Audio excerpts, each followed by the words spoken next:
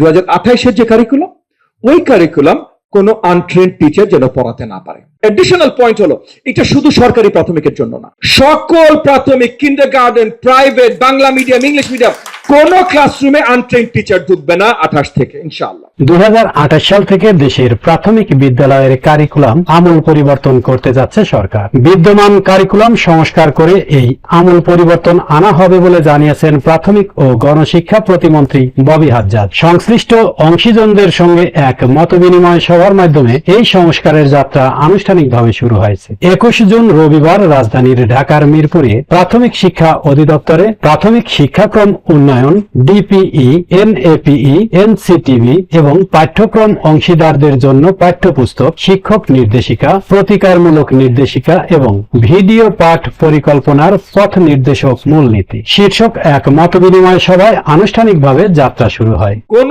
প্রাথমিক ক্লাসরুমে বা প্রাক-প্রাথমিক ক্লাসরুমে জিরো ট্রেনিং এর কোন টিচার ঢুকবে না। মতবিনিময় সভায় প্রাথমিক ও গণশিক্ষা প্রতিমন্ত্রী ববি হাজ্জাজ বলেছেন, দেশের শিক্ষা ব্যবস্থাকে মূল্যবোধ ভিত্তিক কাঠামোর ওপর পুনর্গঠন করা হবে। পারিবারিক মূল্যবোধ, নৈতিক শিক্ষা, নাগরিক দায়িত্ববোধ, ধর্মীয় ও সাংস্কৃতিক চেতনা নতুন কারিকুলামের গুরুত্বপূর্ণ অংশ হিসেবে অন্তর্ভুক্ত হবে এবং দেশের প্রাথমিক শিক্ষায় মৌলিক সাক্ষরতা ও সংখ্যা জ্ঞান নিশ্চিত করা সরকারের অন্যতম প্রধান অধিকার। প্রতিমন্ত্রী বলেন, নতুন কারিকুলাম সকলে মিলে আমরা ডেভেলপ করব। ডিপিই, ন্যাপ, মন্ত্রণালয়, আমাদের ফুল কারিকুলাম ডিভিশন যেগুলো আছে সেগুলো অনবোর্ড করে আমরা কাজ শুরু করেছি গতকাল।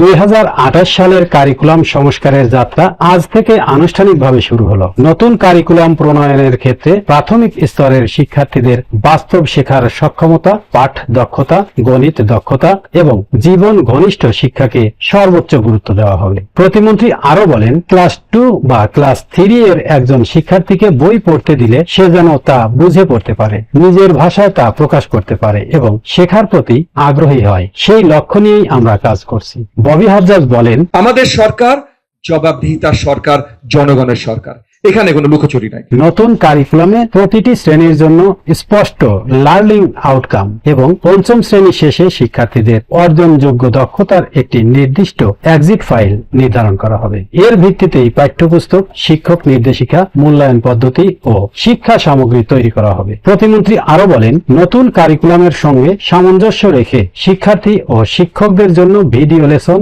ডিজিটাল কন্টেন্ট এবং সহায়ক শিক্ষা সামগ্রী তৈরি করা হবে। বিশেষ করে প্রাথমিক শিক্ষা সম্পূর্ণভাবে খেলাধুলা ও আনন্দ ভিত্তিক শিক্ষণ পদ্ধতির উপর পরিচালিত হবে। তিনি আরো জানান, আগামী 1 বছরের মধ্যে প্রত্যেকটি সরকারি প্রাথমিক বিদ্যালয়ে ইন্টারেক্টিভ ফ্ল্যাট প্যানেল প্রদান করা হবে এবং 3 বছরের মধ্যে প্রত্যেকটি ক্লাসরুমে আইএফপি দেওয়া হবে, অর্থাৎ ইন্টারেক্টিভ ফ্ল্যাট প্যানেল দেওয়া হবে।